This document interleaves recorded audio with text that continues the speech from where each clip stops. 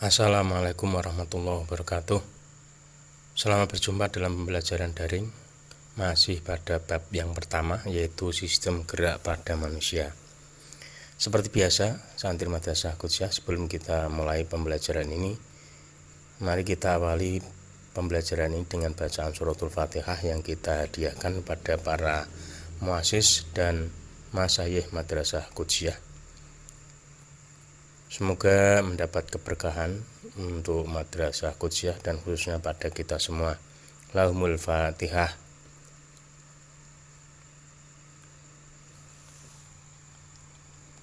Santri Madrasah Sanawiyah Qudsiyah yang saya banggakan, pada pertemuan kali ini kita lanjutkan gerak pada manusia.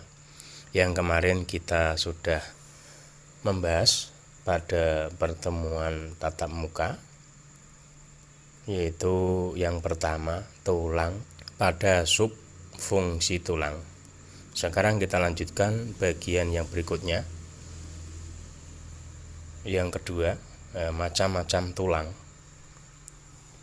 Macam-macam tulang terbagi menjadi 3 bagian, yaitu menurut jenisnya, menurut sifat matriknya, dan menurut bentuknya.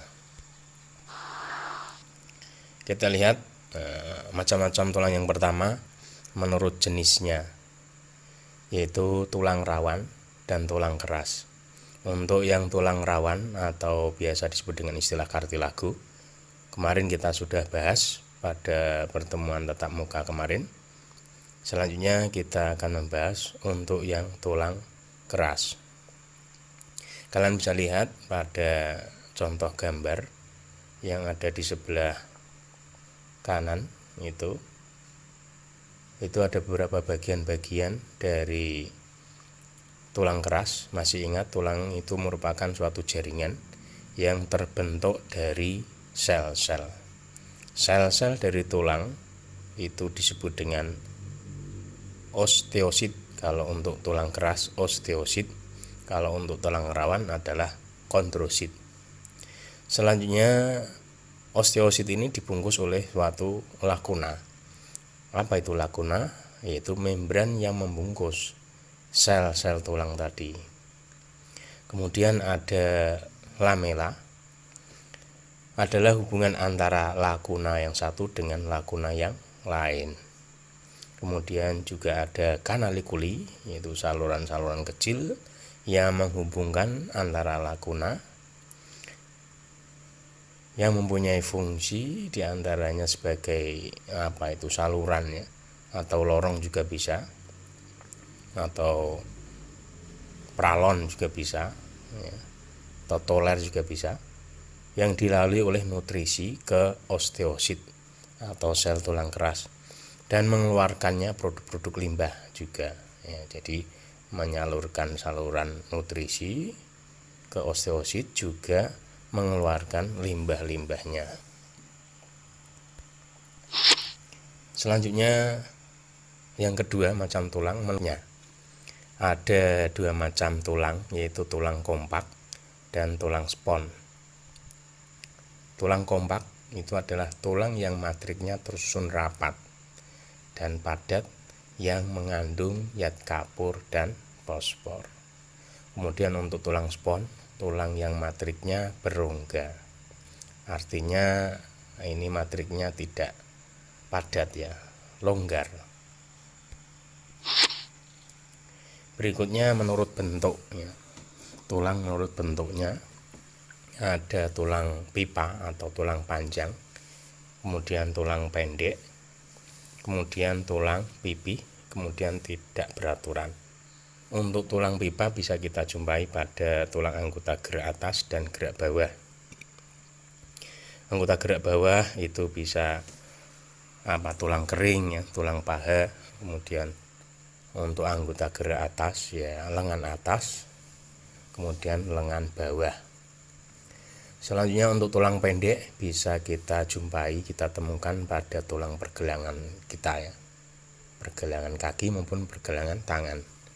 Kemudian pada tulang pipih itu bisa kita jumpai pada tulang tengkorak. Kemudian tulang tidak beraturan itu terdapat pada ruas-ruas tulang belakang. Selanjutnya untuk rangka manusia. Menurut lokasi, rangka manusia dibedakan menjadi dua, yaitu rangka aksial, yaitu rangka yang berada pada bagian tengah sumbu tubuh. Selanjutnya rangka apendikuler, rangka yang membantu kita dalam bergerak. Ini bisa didominasi pada anggota gerak atas, yaitu lengan atas, lengan bawah, jari-jari itu. Kemudian anggota gerak bawah, ya tadi seperti tulang paha dan tulang kering, tulang betis. Bisa kita lihat untuk rangka aksialnya itu, yaitu tulang tengkorak ya, di tulang telinga juga, kemudian tulang belakang vertebrae, tulang dada, dan tulang rusuk. Selanjutnya rangka apendikuler yang meliputi tulang gelang bahu. Ada dua pasang, yaitu tulang belikat dan tulang selangka. Kemudian anggota gerak atas, tadi sudah saya sampaikan. Kemudian tulang gelang panggul, ini ada 3 pasang, yaitu tulang usus atau ilium, kemudian tulang duduk, dan tulang kemaluan. Selanjutnya yang terakhir dari tulang apendikuler, yaitu anggota gerak bawah. Tadi sudah saya sampaikan juga ya. Bisa kalian perhatikan pada gambar di samping kiri itu. Berikutnya rangka manusia keseluruhan itu ya, bisa kita bagi secara mudah ada 3 bagian, yaitu bagian tengkorak ya, atau tulang kepala. Ada 2 bagian, yaitu muka dan bagian tempurung kepala. Kemudian bagian badan ya, ada bagian dada, tulang rusuk, kemudian tulang belakang ya, tulang gelang bahu, gelang panggul, itu juga merupakan tulang badan. Kemudian yang ketiga adalah tulang anggota gerak.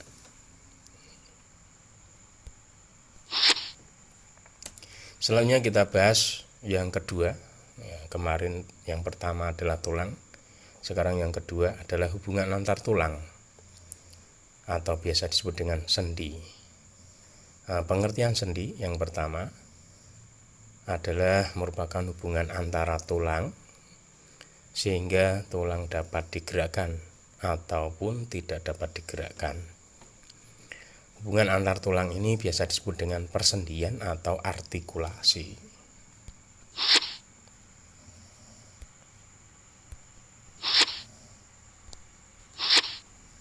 Bisa kita lihat struktur dari sendi, ya, hubungan antara tulang yang satu dengan tulang.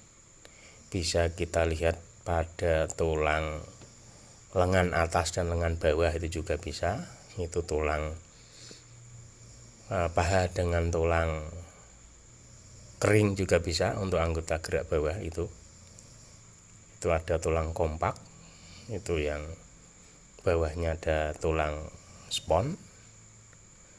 Bagian berikutnya ada tulang rawan, paling ujung itu tulang rawan. Kemudian di sela-sela di antara tulang rawan itu ada suatu cairan. Ya, cairan ini biasa disebut dengan cairan sinovial. Kemudian ada pembungkus dari cairan sinovial ini, biasa disebut dengan istilah kapsul sendi.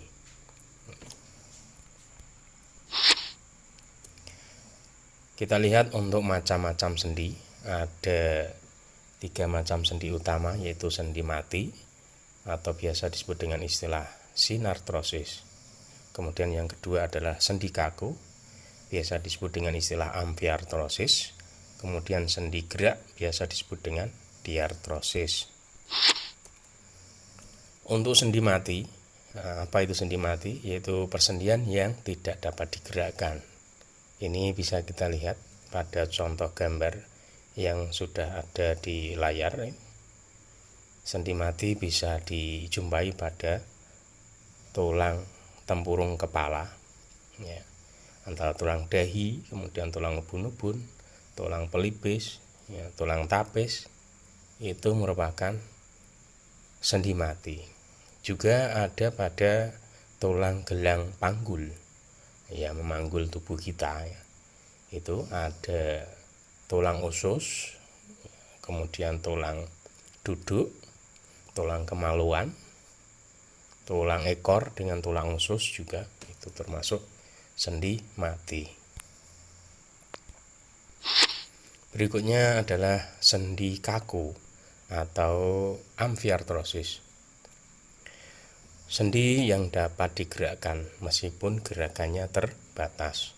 Contoh itu gambar yang pertama adalah antara ruas-ruas tulang belakang dari tulang leher sampai tulang pinggang pinggul itu.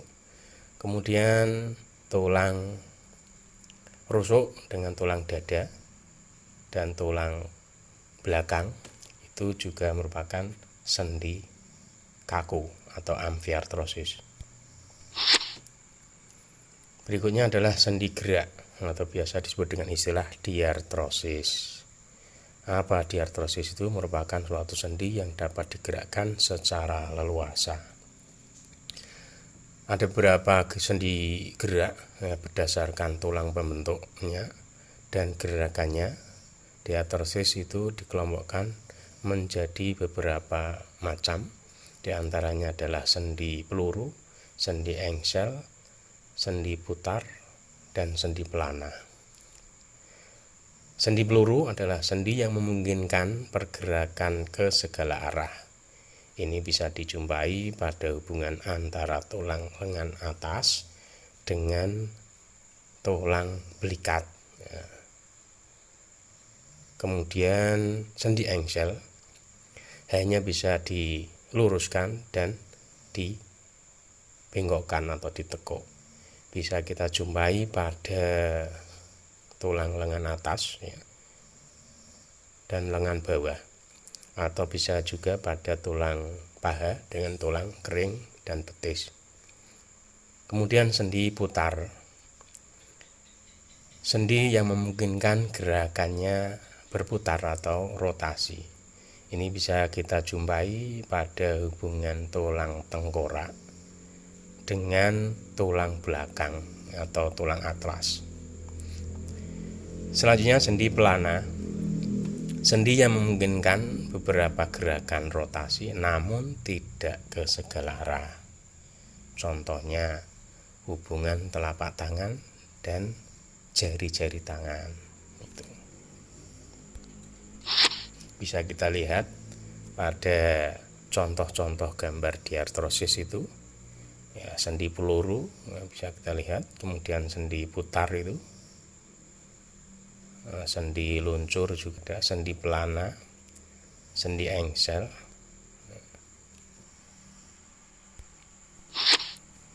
Selanjutnya kita bahas yang ketiga, ya, bagian yang terpenting dalam gerak tubuh manusia, tubuh kita adalah yang ketiga adalah otot. Yang sebelumnya adalah tulang, ya, kemudian rangka. Ini otot ini pengertiannya adalah kumpulan sel-sel otot yang membentuk jaringan yang berfungsi untuk menggerakkan organ tubuh. Macam-macam otot yaitu bisa kita lihat ada 3 macam otot, yaitu otot polos, otot lurik, dan otot jantung. Bisa kalian lihat itu contoh-contoh gambar dari otot polos, ya, kemudian otot lurik atau otot rangka. Yang paling kanan adalah otot jantung. Pada gambar bisa kita lihat dari beberapa cirinya. Mungkin untuk otot polos itu memiliki ciri-ciri, diantaranya adalah bentuknya, ya. Bentuknya kalau kita lihat gelondong, ya, gelondong itu ujungnya runcing, kemudian tengahnya menggelembung, itu gelondong. Kemudian mempunyai satu inti, ya, tiap sel mempunyai satu inti. Letaknya itu di tengah, ya, inti selnya di tengah.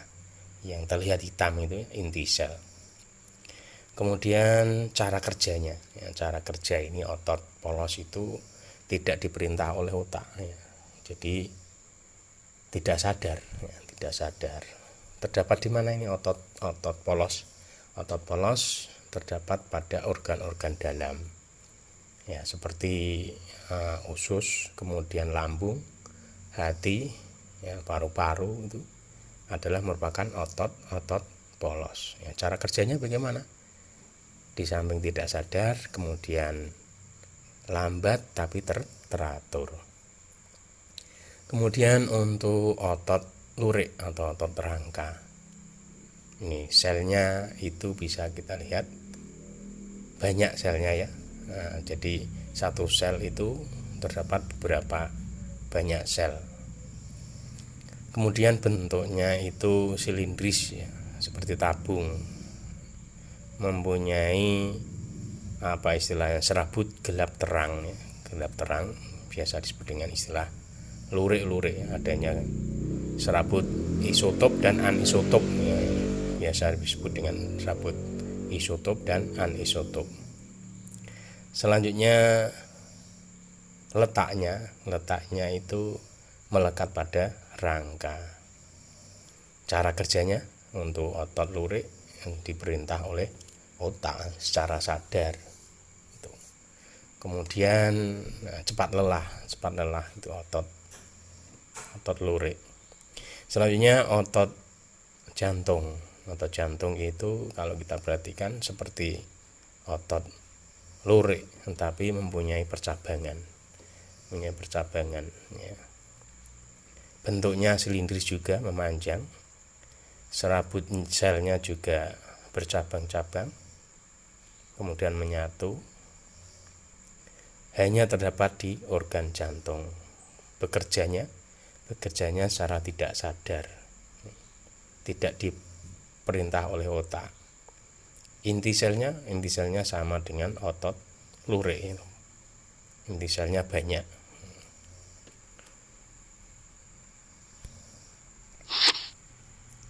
Selanjutnya kelainan-kelainan pada sistem gerak.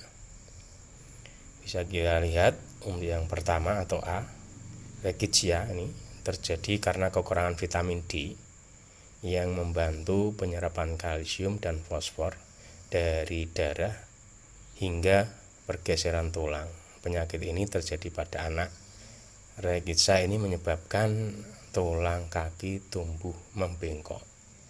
Nah ini, ya, tulang kaki membengkok bisa kalian lihat pada gambar itu.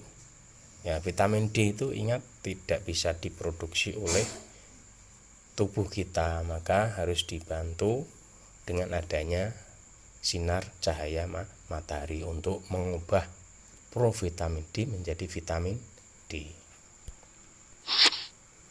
Selanjutnya yang kedua atau B, osteoporosis, ya, atau biasa disebut dengan tulang krop, ya, bisa disebabkan karena kekurangan mineral. Meskipun kuat dan lentur, tulang-tulang bisa patah. Patahnya tulang ini biasa disebut dengan istilah fruktura.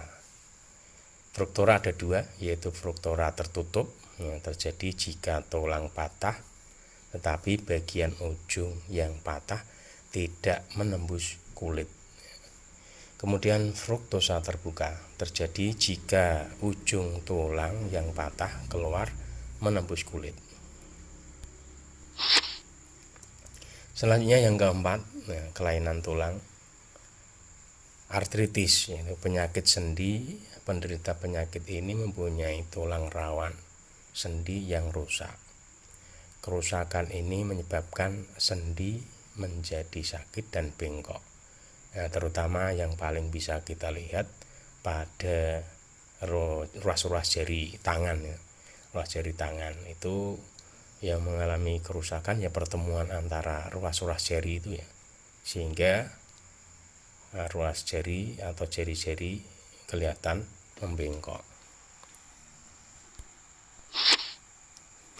Selanjutnya adalah kifosis, ya, merupakan kelainan dengan melengkungnya tubuh belakang yang berlebihan di bagian dada ke arah belakang. Kemudian skoliosis adalah melengkungnya tulang belakang ke arah samping kanan atau bisa samping kiri. Kemudian adalah lordosis, merupakan bentuk kelainan tulang belakang bawah yang melengkung ke depan. Ini bisa kalian lihat.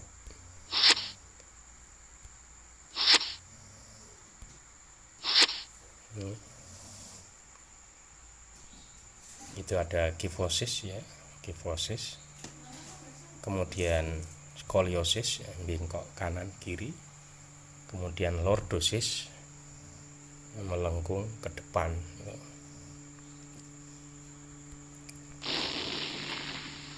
Sekian sampai di sini perjumpaan kita. Bisa kita lanjutkan untuk